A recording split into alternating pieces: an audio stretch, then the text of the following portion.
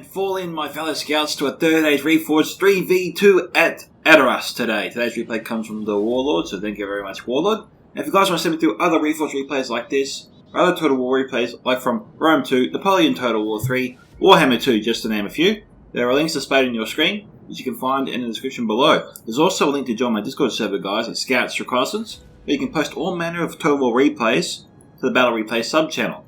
There's also an area for YouTubers to post their own content too, tell the community about their channels, and also collaborate with other YouTubers for future projects.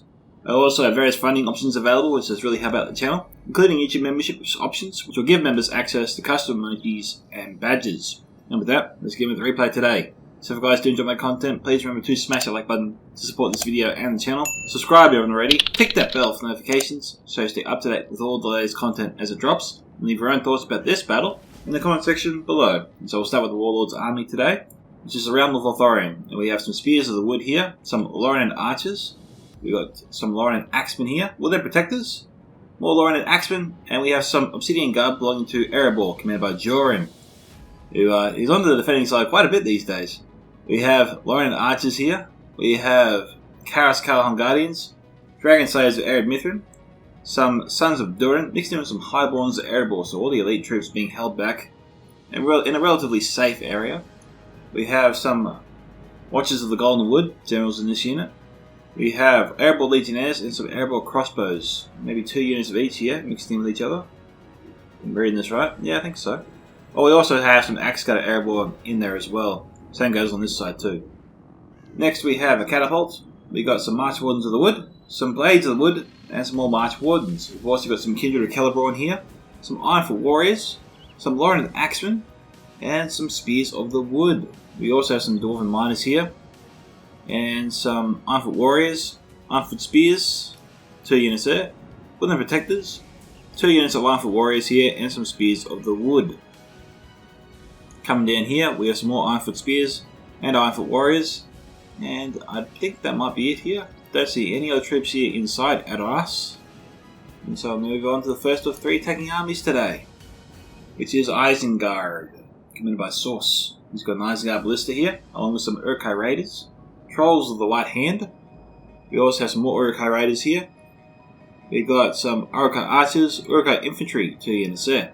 We've got some Urkai Pikes, 3 units. Some more Urkai Crossbows, some Half-Orc Vanguard. I thought I saw some crossbows earlier.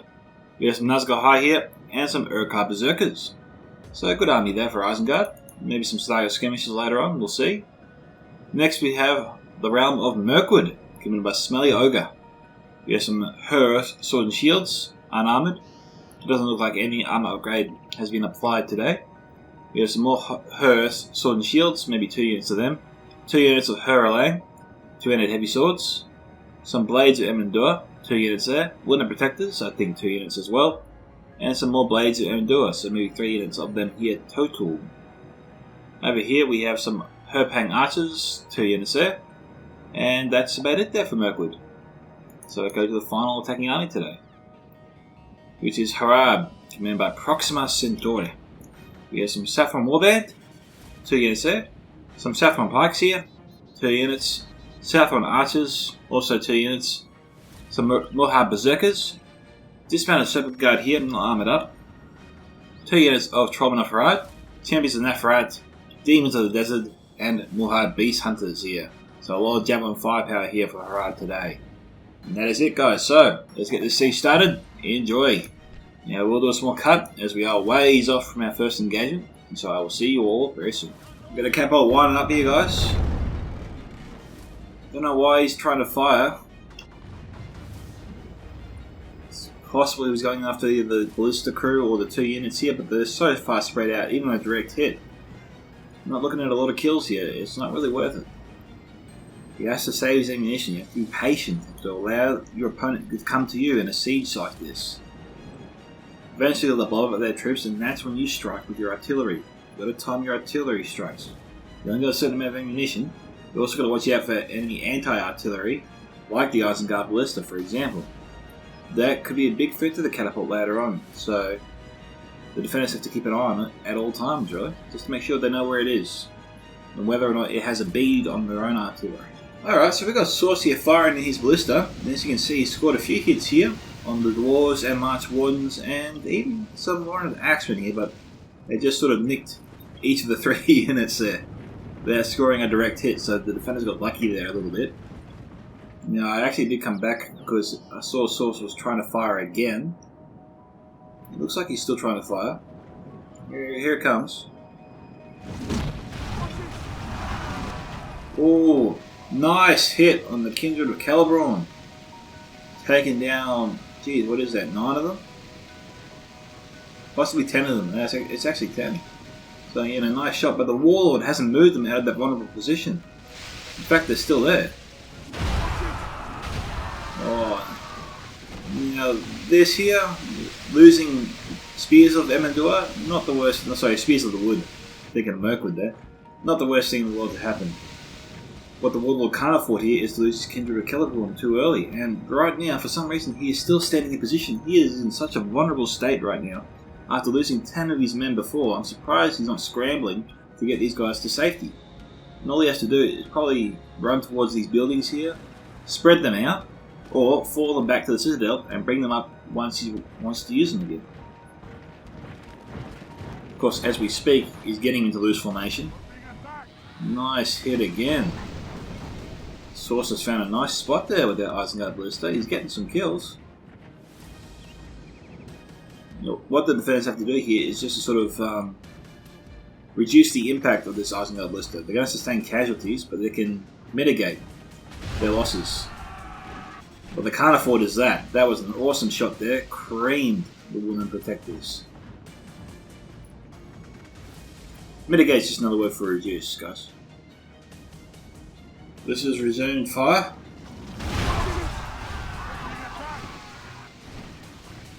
Taking out a lot of the Dwarven miners there. I really do think the Ballista Saucier is getting some good bang for his buck here with that Ballista. He's hitting a lot of decent troops here. The defenders continue just to leave their troops out in the open like this. They're not setting up any response to try and put pressure on that Ballista, not firing their catapult at it. They seem to think they can hold out and wait for the Ballista to run out of ammunition. It's got to be running out of ammunition soon.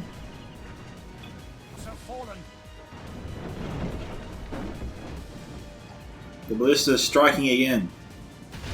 Oh, nice! Jeez, wiping out more than half of the Ironfoot Warrior unit. This is the Ballista from hell today.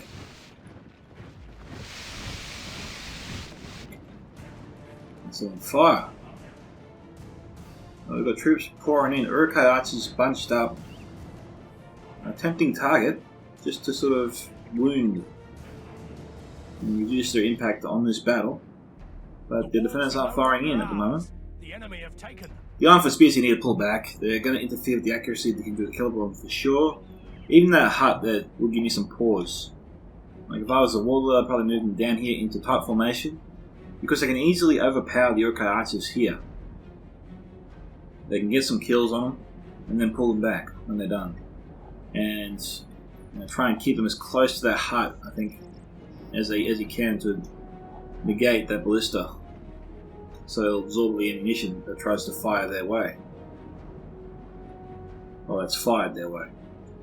Mirkwood here. Smelly Ogre a little bit slow to move up. He's just opened up one gate and most of his army's still back. Alright, battle's finally begun.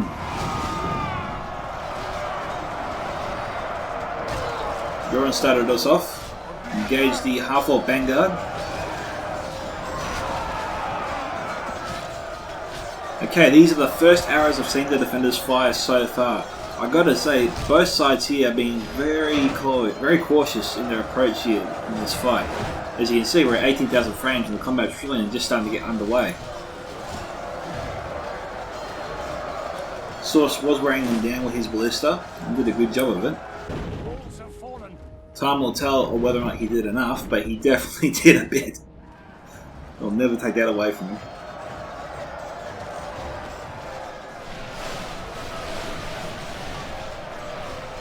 It's been a little while since I've seen a ballista do that well, so you know, Source has got that going for him.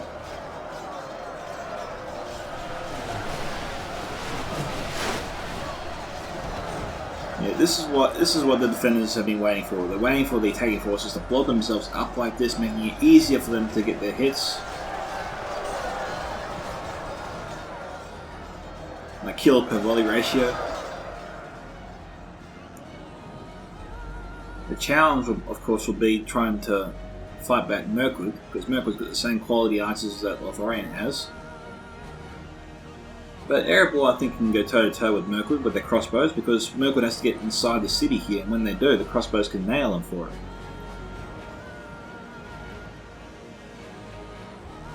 Like, even with the light infantry, like 1 or 2 volleys, it's probably in the defender's best interest.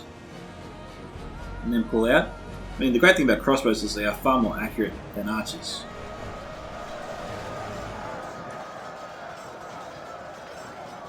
We've got Saffron archers here, which are in all tight formation, and the defenders, the Warlord or Joran here, should be firing on them with their archers or crossbows right now. I mean, being in tight formation, it wouldn't take that long for the defenders to basically reduce this unit to less than 50% capacity.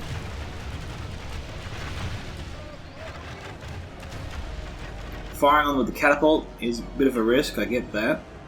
But shooting them with archers or crossbows, I don't understand why we're not seeing a response here from the defenders. They're firing on the crossbows right now. I mean, you know, so Proxima knows what's up. He's taking advantage of the defenders' laid-back attitude here today.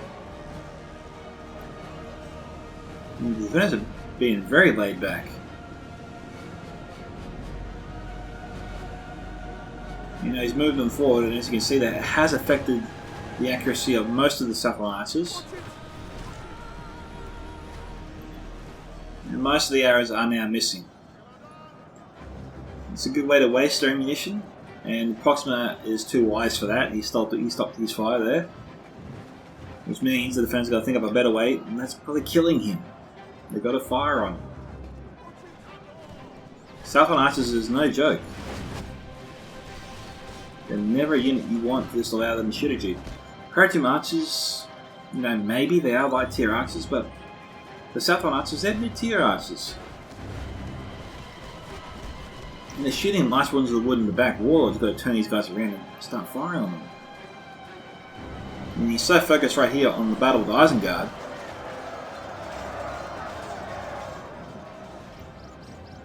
See, that's one thing. I was actually reminiscing about this on my battle with Corrigan yesterday. It's so easy to get transfixed on one portion of the fight, and you ignore what's happening to your units around you. And by the time you go to use that unit, because you think, okay, now someone want to use this unit here. Oh crap! What happened to them? Most of them are dead. What's going on? And then you realize, oh damn, my enemy got into their ranks when I wasn't looking.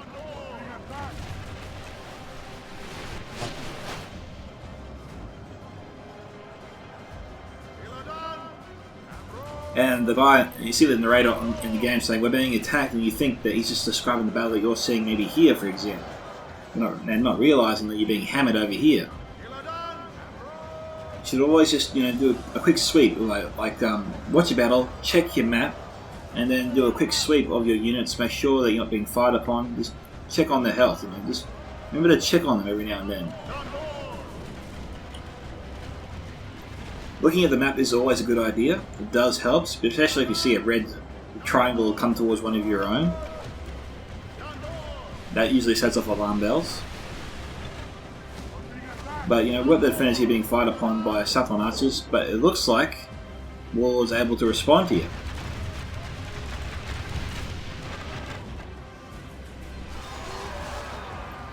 He's able to respond pretty well, in fact. But seriously, Joran here should be taking the lead on the crossbows for this unit. Warlord's certainly taking the lead here with these wooden protectors. They're nailing the unit of Saffron archers. But this is unnecessary damage and death that the defenders have been inflicted upon. They could have easily prevented this.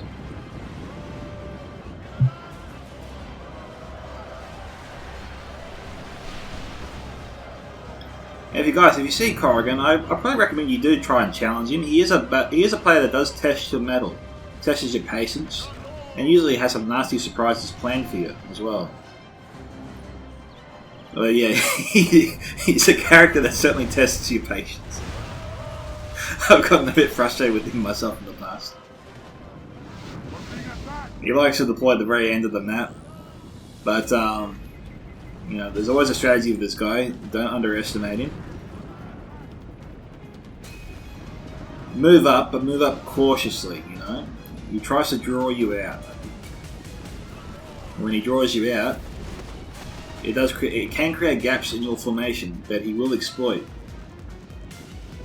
So when you move up, make sure you cover your ass.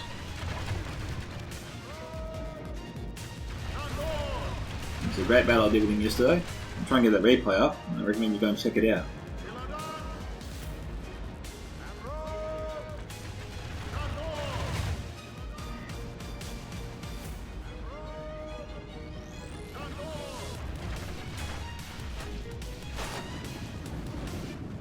Alright, well, you got some other answers. Yeah, it's down 73. Is that the unit from the hilltop? Yeah, that's the unit from the hilltop. This is the one that was fired upon by the Woodland Protectors before. Proxima's probably kept them here because they have ammunition still and they can fire. They got a good line of sight, I think, into the Woodland Protectors. So let's have a look. Let's see. Yeah, we've got most of the arrows there clearing the hill there, getting into the ranks. We're trying to fire on these units here, and that's a mistake. These guys here, they're out of ammunition. The defenders are firing on the one unit, not firing at them right now. So Proxima would be loving that. Now, Source has his troops here in loose formation. This obviously means it's not a good idea to fire in with the catapult. We've got snagger skirmishes here, and they're no joke. Especially with the elevated hill. The defenders are vulnerable here. And so, if the I think around here is a kill box point because it funnels in troops that are even in loose formation. And Warlord here has troops standing by, and maybe his plan is to pounce and nail these guys the moment they get up too close. So what Warlord has to do here, I reckon, is pull his blades back immediately rather than let them be killed. Because he can probably keep them alive longer and take out the snagger skirmishers without having to sacrifice them.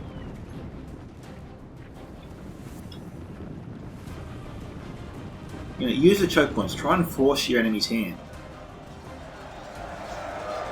And sometimes your enemy just needs a push. You've got to figure out a way to apply some pressure to goad them into coming at you. But you know, bear that in mind. Your enemy will be thinking the same thing and trying to do the same, try and force the same mistake from you at the same time. So, you know, watch out for that.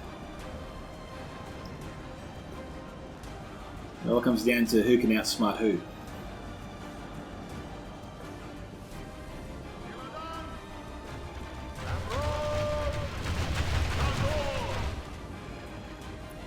Crossbows here can fire on that blob in front of them, and most likely they'll replace the Mice Wardens of the Wood when they've run out of ammunition.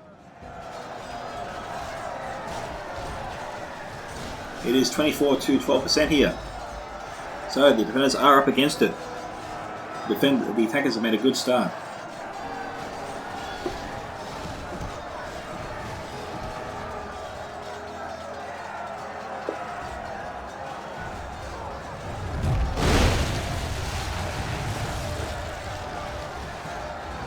A small clip there with the catapult.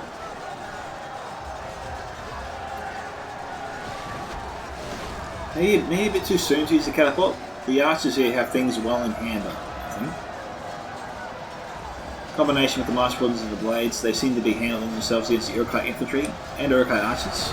But, you know, what is Mirkwood up to? Has he begun his attack? You've got Greenwood Rangers here. Not a bad idea, but they're not firing right now. Which is a little curious. I mean, a couple of volleys into the Armful Warriors I think would be a good idea. Or even the Armful Warriors and Spears of the Wood. I don't know, if they can hit the Armful Crossbows, that'd probably be the ideal target. I think if he wants to do that, he needs to get his Rangers into tight formation, and if he can march them up to this point here, I think they can arc their shots straight across and take out crossbows and spears alike. I think that's the angle there. That's the winning angle. If you can get them there, I don't know. But it looks like the Greenwood Rangers actually are out of ammunition, so maybe that's food for thought for next time, with any ranger unit that you might have with you. I didn't notice the swords until now. This is really confusing, you know. Woodland Protectors from Mirkwood and Lothlorien. It's sometimes really hard to tell who's who in the thick of the action.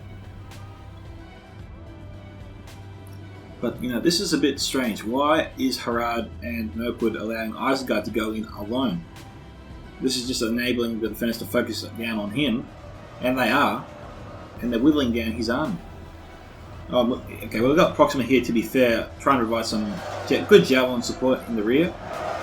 I just noticed it.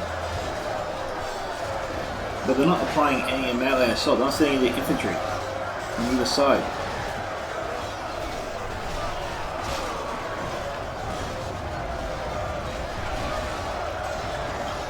I always said that was a bit of a risk.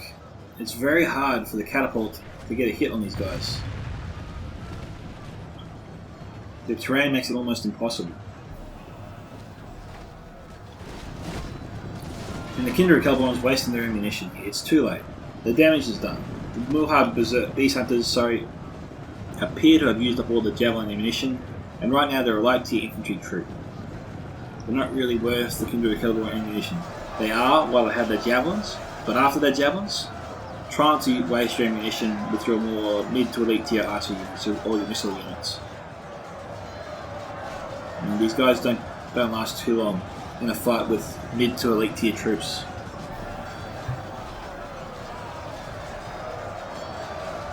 Okay, so 30 to 16. A small fight back here from the defenders.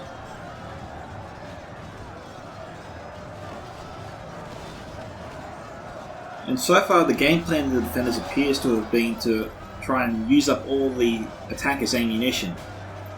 And they've sucked a lot of ammunition out of the attackers here, for sure.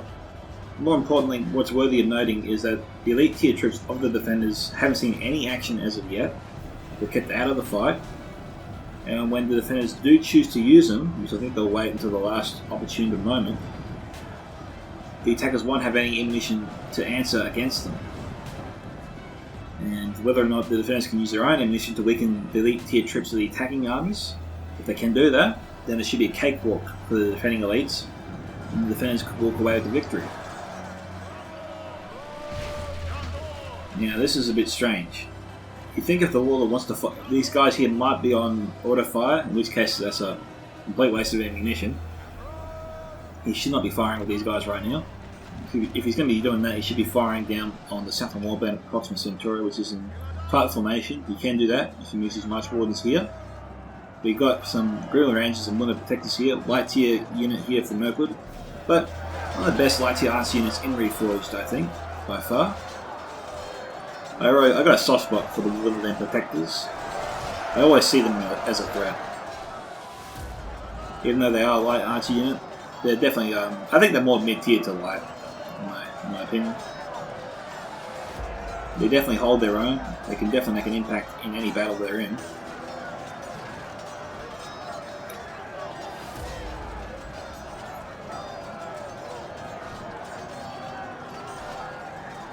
Now, I guess I'll pose the question to you all. Do you think it's a good idea to bring more Woodland Protectors than it does Herpang Archers? I know that Herpang Archers offers a slightly more greater attack value. It does more damage, but they obviously cost more. The Woodland Protectors are cheaper. They can do a bit of damage in their own right.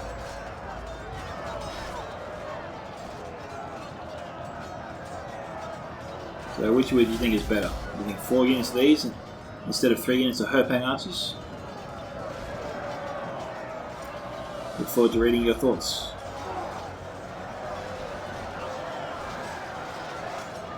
Okay, second unit of Mulhard Beast Hunters, and these guys here do have javelins. And Warlord here is trying to respond. This is the same unit of Wounded Protectors that got hammered by the ballista earlier on. Still 100 javelins coming their way. Fortunately for the Warlord there, they've used up all their javelins. But still not a unit you want to throw away. Not the Woodland Protectors. They're definitely a mid-tier spear unit. Good to have in any fight.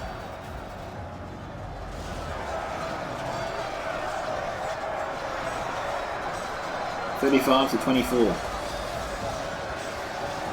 And the battle is still very much young.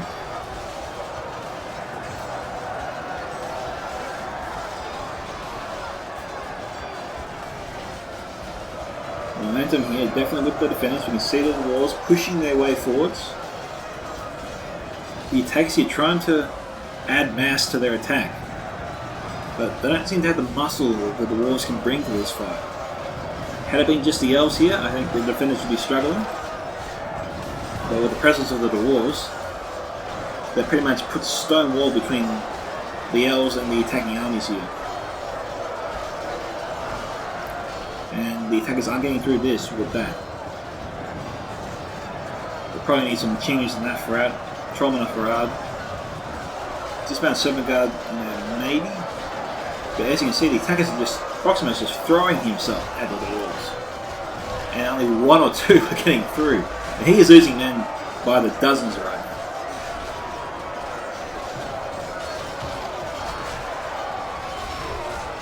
And these guys here are being seriously carved up.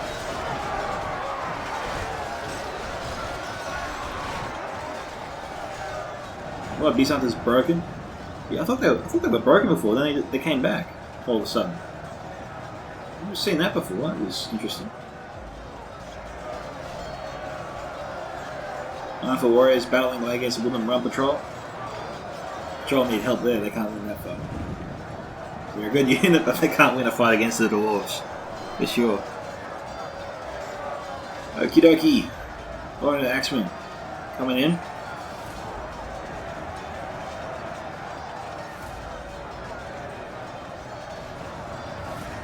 I don't know if Isengard has any snugger skirmishes left. I think he doesn't.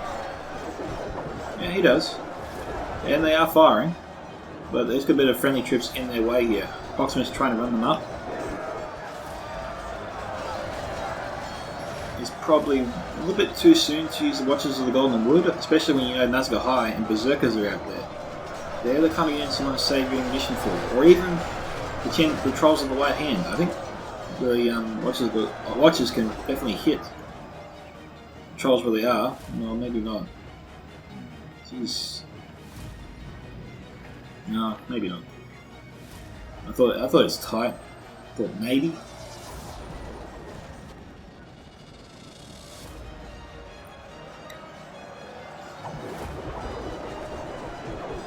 Yeah, this is a great fight here from Source.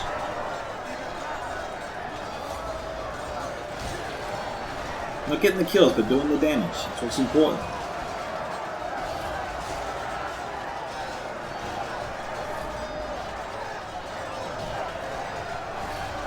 Also, food for thought. If you're playing with the weakness of the Dwarves, apparently is also cav charges, especially from heavy cav or even mid-tier cav like the Numenorian Vanguard. I was surprised in a free-for-all I did the other day with Jervis and if I can't remember off the top of my head, I'm sorry, man. I'm sorry. He actually ended up winning that battle too, by the way. Maybe I forgot on purpose. The ballistic still has ammunition. In any case, he obliterated my Mithril Guard in one cav charge from the Numenorian Vanguard. And up until that moment, I never really gave the Vanguard much stock. I haven't really seen them do very well in their charges against opponents in the past. But he absolutely decimated my Mithril Guard and I was shocked. And as was Jervis. I mean, you guys saying, shit, he's destroyed half my unit. Mithril Guard are meant to be the tankiest units in Reforged, and Vanguard tore through them like they were butter. It was a shock. So, the right cav charge can take down the Dwarves as well, just as good as any missile unit. But, yeah, Achilles' heel of the Dwarves is definitely jabs and axes. More so than, and of course the fire from the Dragon's Wrath crossbows, body-piercing crossbow fire as well. Yeah, so, crossbows, body-piercing crossbows, javelins and axes. I wouldn't rely on my archers too much to bring down the Dwarves. I put more stock in those other choices I've mentioned.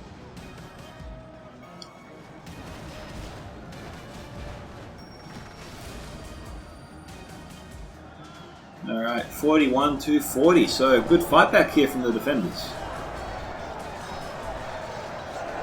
And does the booster still have ammo, or is he out? Let's go and take a quick look. Serpent's Fangs are here. It's a full unit. This is still manoeuvring around, so they still got ammunition. Harad has a lot of troops here, but not sending them into battle. So far, he's still sending in like light to mid-tier troops now, but before it was just mostly light. Definitely Isengard, I'd probably class in the mid to the light tier category. When they're not armored up, I place them in the light tier category. Never really seen them do that well. Probably a little bit. Is it a little bit too soon to bring the Dean to the Desert Ford? What do you guys think? Do you think Proxima should withdraw them at this stage?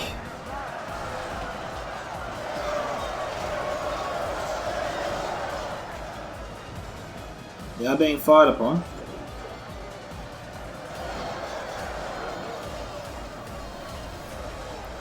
I get that he wants to try and help them break through here. What can you do? Like, there's nothing stopping Proxima from running around here and then firing point blank into these two units of the Dwarves. You probably will get more kills for them. And you can take down Erebor Legionnaires, which are probably a bigger threat. And now we've got Kindred of Celeborn. It is time to pull out there, Proxima. You won't survive.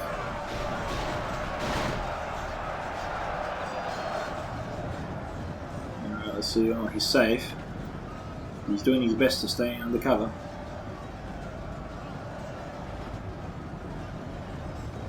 And we're firing at him. Yeah, he's under it.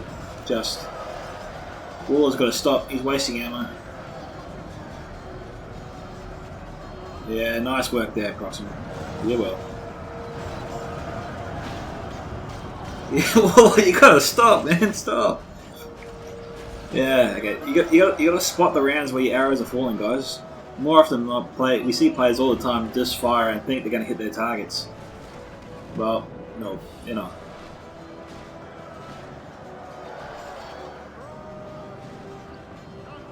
I think Warlord's handing the attackers here a way back into this fight. 44 to 46. Seven's Fangs here firing into the Kindred of Celeborn. Good fire. Nice shots. Kindred should be firing back at them. Seven's Fangs do high damage. Not a unit you can afford to ignore at all. Demons of the Desert might be a bigger threat, but he can't hit them. That's the big problem. He's wasting his ammunition. He's getting nothing. He's getting no returns from this. Now, a way to salvage this, maybe, is to work with Joran here and push immediately and try to hit the Demons of the Desert before they can get away.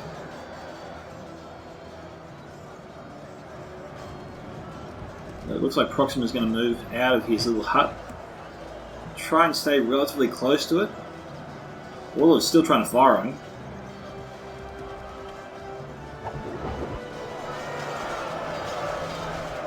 I don't think Proxima should be using his ammunition either. He's not getting a good return from his shots.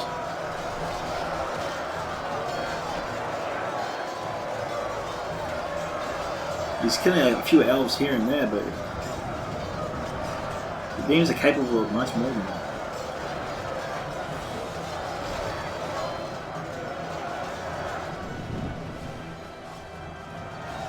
Trolls of the White Hand moving in.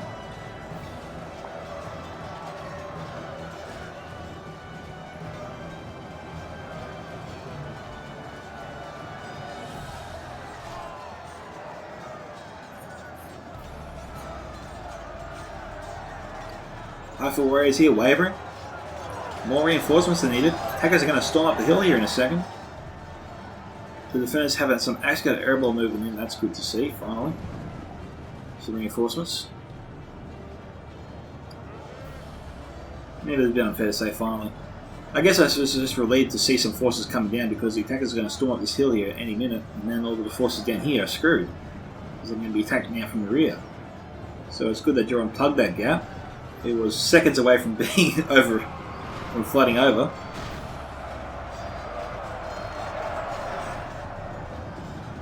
We've got one of the archers being moved up, but these guys here have ammunition.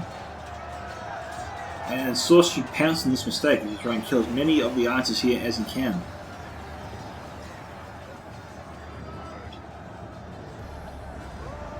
But it looks like he's focused on trying to bring down the Kindred of Erebor. I don't know. You know the Kindred have been firing for a while. They've got to be running out of ammunition very soon. Now, if I was a defender, I would withdraw my dwarves, try to surround and cut down the trolls. But they're being harassed from all sides, and they're alone. They're easier to take down. I would say they're easier to take down. Isolated, trolls are very easy to kill.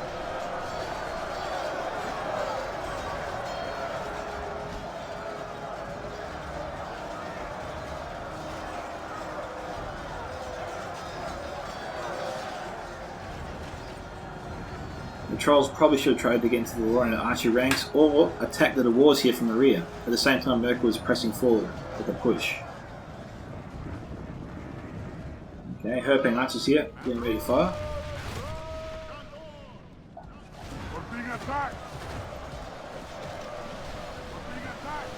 So this is probably why I don't put too much stock in archers against the Dwarves. We've got some good fire there from the Herping archers, but hardly any of them went down. I'm sure if we stayed and watched, we'd see a few go down. But the Dwarves can stand up to that for a long time.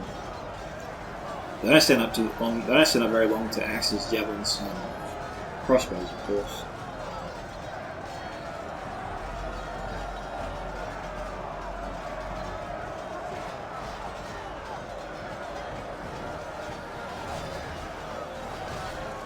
Probably the most deadliest units to the Dwarves are the Dragon's Wrath crossbows of Ruin and Demons of the Desert of Harad.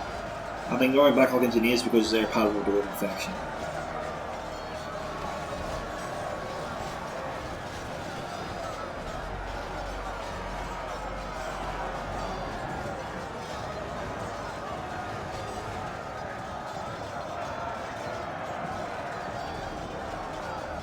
The reinforcements are coming in. Okay, it doesn't look like the attackers think they have enough forces here for a rear assault. And we've got a few units here on standby. Some Lothlorien archers and some Lothlorien axemen. Lothlorien archers to shoot at the forces if they come down here to soften them up, which will enable the Lothlorien axemen to kill them faster. So Warlords planned that nicely in that eventuality. There's some Karaskar Horn Guardians there. Hopefully the attackers save some ammunition for them. But I don't know if the Isengard Ballista is still in play. If it is, then Source needs to get that up here and target the catapult of the defenders. I think the catapult can spell disaster and put the nail in the coffin there with the attackers' plans. Because we've seen time and time again attacking forces up here getting hammered by the catapult of the defenders. I think I said defenders too fast there, sort of slurred the word there, maybe.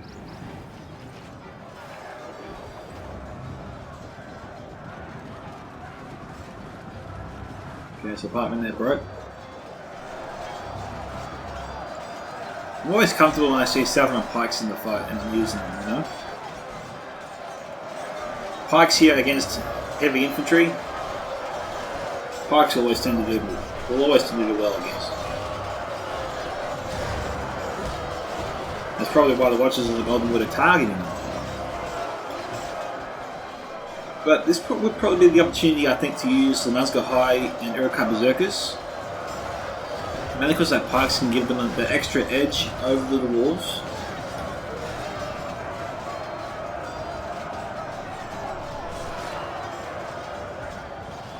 We got here 59 to 58. And the forces are evenly matched.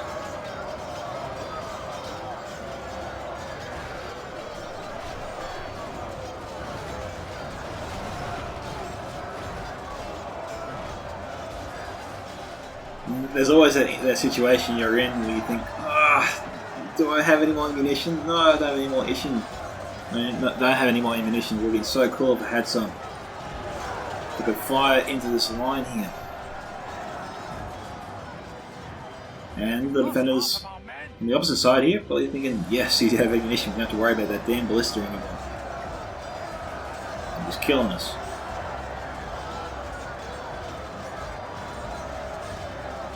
Yeah, this is a good combo here that Proxima has. As you can see, the attackers are making ground in this fight. The Armford Spears are in the way, but the Saffron Pikemen though, are helping the Trollmen help push the Spearmen back. The Pikes are hitting the Spearmen reeling in response, and at the same time Trollmen of Harad moving in to slash them with their swords and take them down. Otherwise the Trollmen here would not be killing them so easily.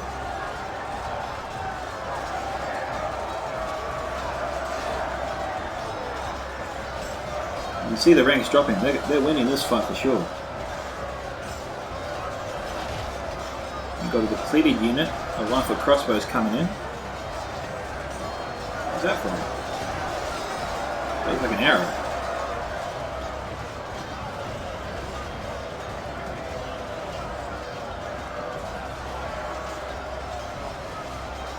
Oh, we've got a ton of troops out here from Smelly Ogre. What is he waiting for?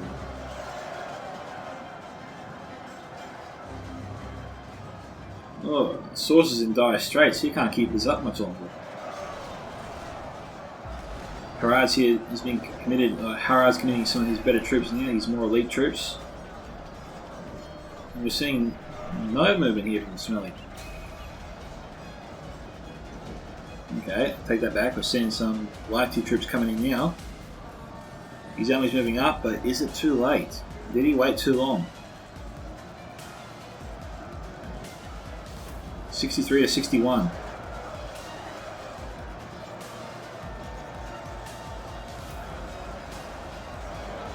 Right, I think Smelly's just got to hit this choke point in force. He's got to try and run his way up here as fast as possible. And Proxima needs to go for broke. He needs to break through here. He needs to drive those crossbows off the hill there, so Mirkwood can move up more freely.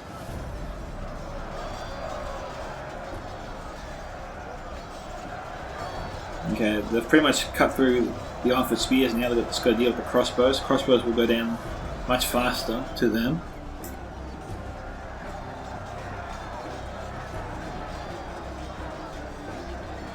Okay, what have we got here? Snagger Skirmishers, a full unit here. Snagger Skirmishers.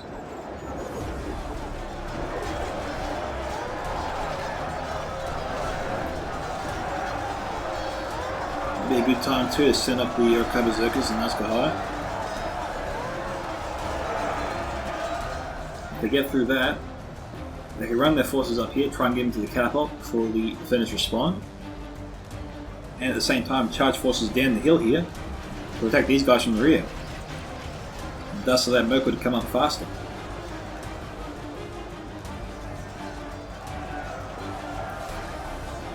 Ogre's being hammered here.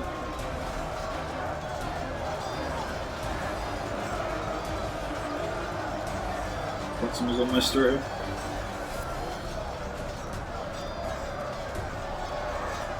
The protectors still have javelins. They probably should start firing. We've got marshals of the wood here too with ammunition, but they're not firing either.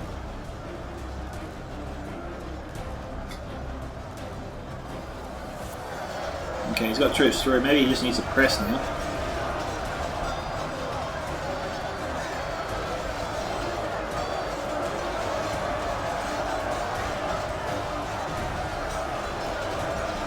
Yeah, okay. They're firing in right now. Spears the wood moving in to hold them in place.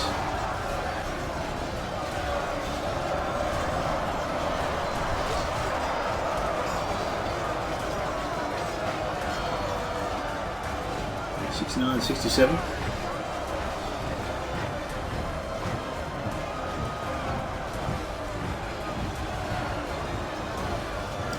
Yeah, William protectors there don't have a shot now.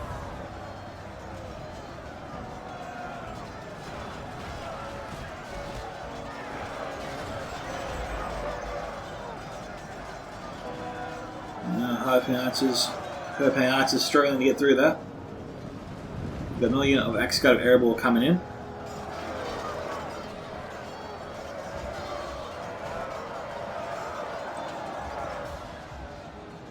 What happened to the snow skirmishes? They're all down here. Still got ammo. Crossbows here down to 37. So it's taking a few hits.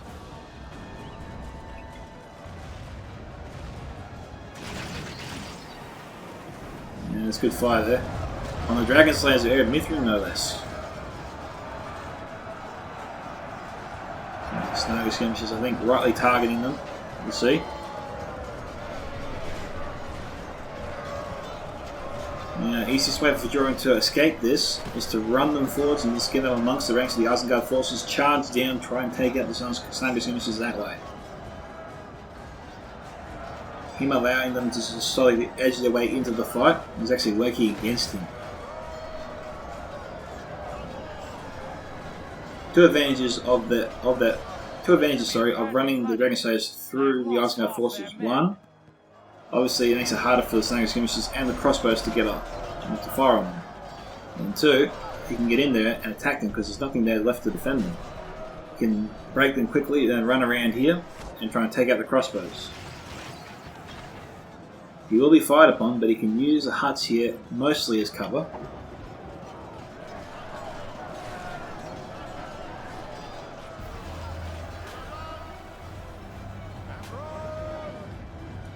We've got some Alpha crossbows here from Joran trying to respond. Protect their Dragon Slayers. Incoming.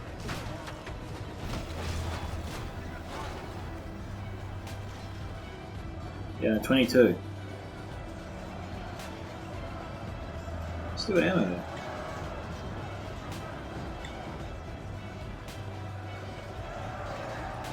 Ah, the Carascal and Guardians. And we've got Tromna and Harad here, so what Proxima can do here is he can attack the Kindred of Celeborn, which is mostly here on the left, run them through, and try to outflank the Carascal and Guardians and bring them down that way.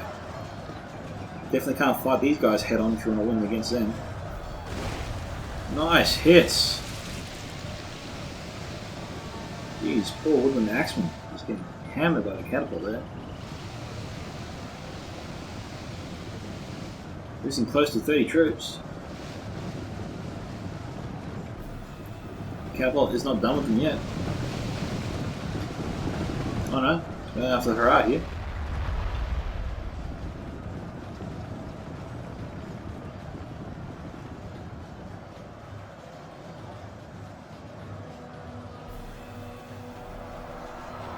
Taking their time to fire.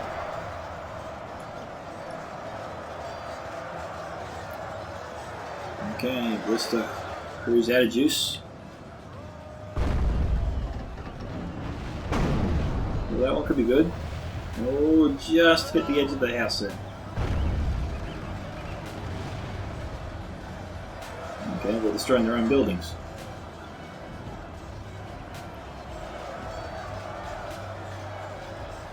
Okay, Sons of Joran and Isengard Erebor here against the Warlords of Umber Monk. Jeez. Proxima's dancing with death there. Oh, okay, that one got over. Another good hit. Two good hits in a row. Oh, okay. Just escaped that one. 79 to 77. Oh, he didn't escape that one. There goes his general. 1, 2, 3. A juicy hit there on Harad. Champions of Nafrad down to 31. Catapult was on fire.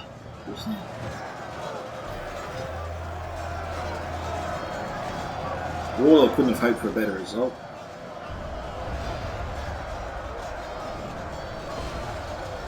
Okay, defenders here have things well in hand. Attackers aren't getting through that anytime soon. Obsidian Guard in the mix. Mixed in with Dragon Slayers, a potent combination. Even the Urukai Berserkers are no match for that. Even with Nazgûl High here, Source cannot go toe to toe with these units.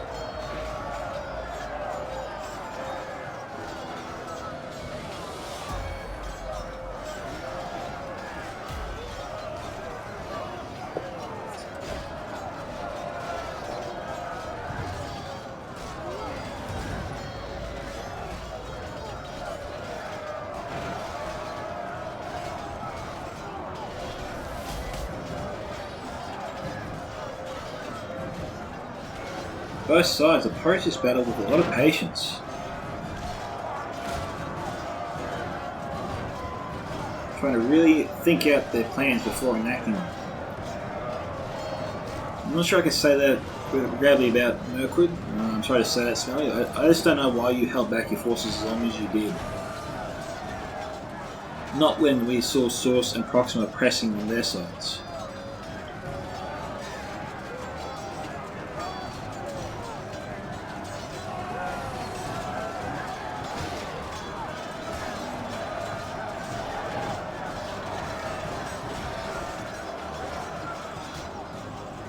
Now, if you were told to stay back by your teammates, then by all means.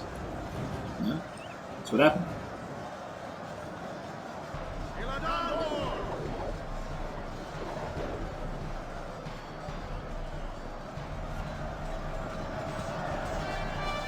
But then I would question their choices of telling you that as well.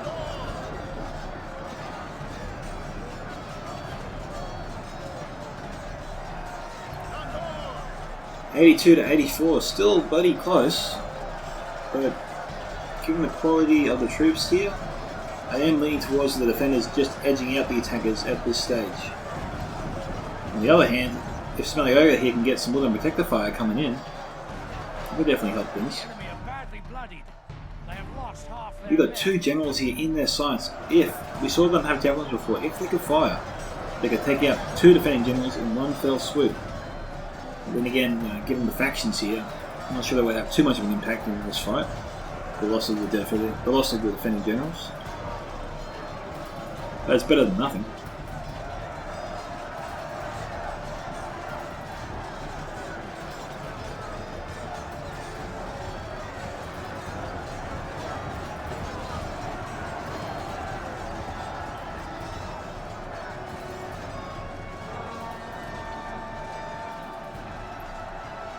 Alright, Smelly Ogre moving up in force. He's got to try and take out this catapult first. He's also got to get through this Cow's Cattle Guardians. I don't know if a crossbow choke going in. I think maybe we have 2 units of Harad sword and shields. But even then, I don't think that'll be enough. Not against the Guardians.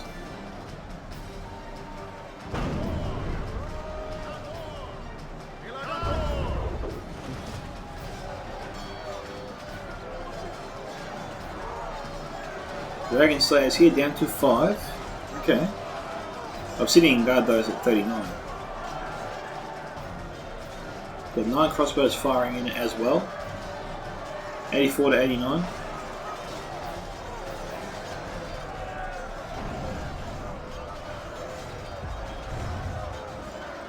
The Wars are pressing forward. They're hacking their way through the Isengard ranks. Woodland Protectors moving in. So we've got the Woodland Protectors over here from Mirkwood firing their jabs.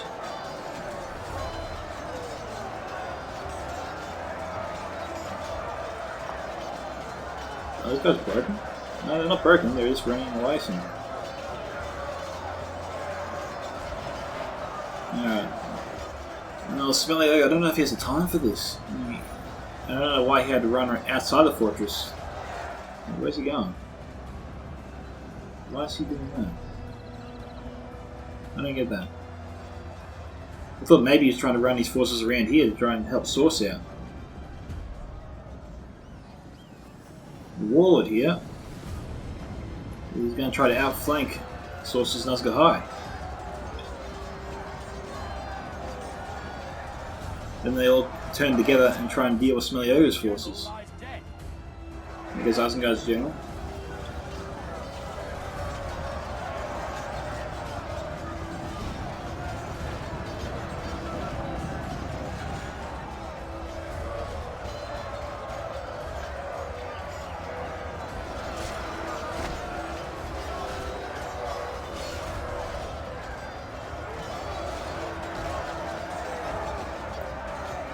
And so is the end of Source, but he fought well today.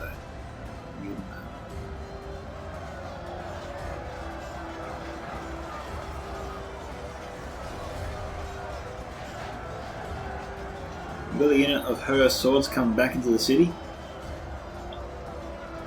I mean, surely the Woodland Protectors will be able to fire on them now. They're reloading. He's trying to get them to fire, but they just won't fire for him. It's got to be frustrating. I'm doing that.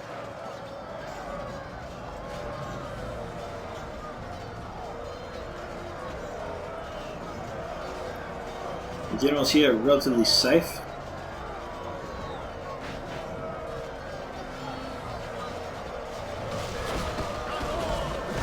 Where's that from? Warlord archers. Bringing them down.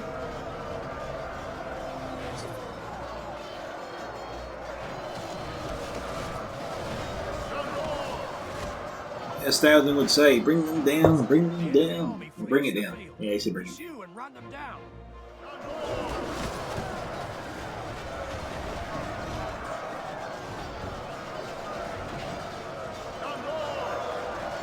Okay, Highborn's Erebor down to 27.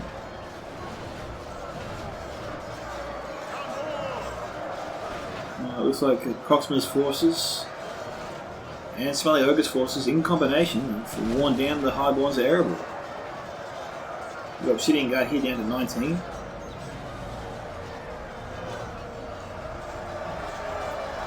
Chaos and Guardians here down to 32. Does Smelly Ogre have enough in the tank to overcome the defending forces? Maybe I spoke too soon. He might.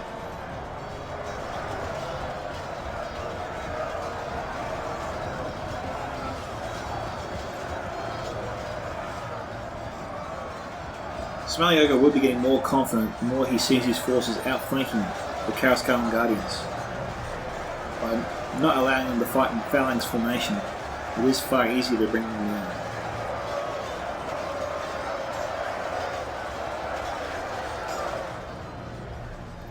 Fresh in the advances though, or relatively fresh. What do the defenders have in play here? Do they have anything in play here? Got some forces here and there. No, it looks like Warlord's brought up all his reserves. So what we see here is what we get.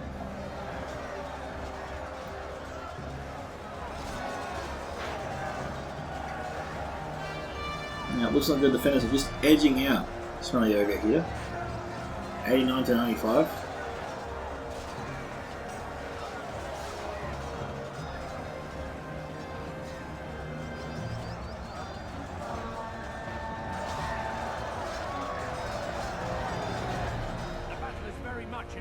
Oh, I actually thought Smelly Ogre had that fight there.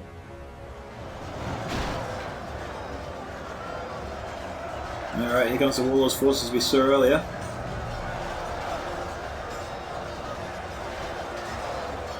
Smelly Ogre unfortunately doesn't have enough. He was looking a little bit promising for him there. Then the Lothlorien Axeman unit came out of nowhere and looks like it's done a number on his forces.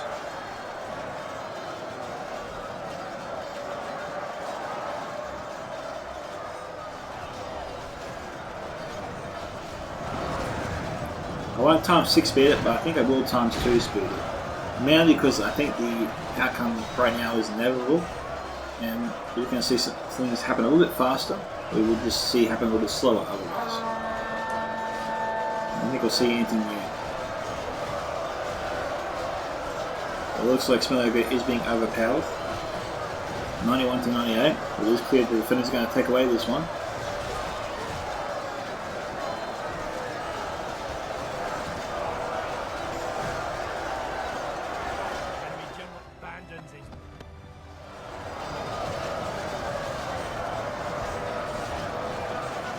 Okay, these guys here, they're broken, but fighting to the death. And it looks like they're about done here as well. We're awed by the victory we have won here today.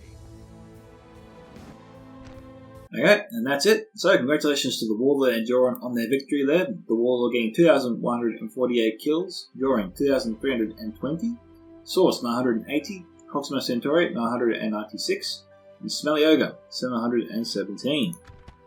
So, kill counts here. Watchers of the Golden Wood, 239. Kindred of Kelborn, 205. Woodland Protectors, 175 and 135. March Wardens of the Wood, 136 and 171. Kara Scarlet Horn Guardians, 217. And Spears of the Wood here range from 7 to 180. And Catapult, 168, so very nice there. Okay guys, if you want to see your own 3rd Age Reforged battles featured here on this channel, you can send them to my email at scoutsofentertainment@gmail.com, post them to me directly on the Discord, or post them in the Battle Replay sub-channel on my Discord server, Scouts Reconnaissance. Links to all those ways to contact me are in the video's description. Hope to hear from you. Thank you to the Warlord once again for sending me the replay. If you did enjoy this video guys, make sure you smash the like button to support the video and the channel. Subscribe if you haven't already, and tick that bell for notifications, so you stay up to date with all the latest battles as they drop. This is Scouts of Entertainment signing off. For that, my fellow Scouts, see you in the next Reforged battle.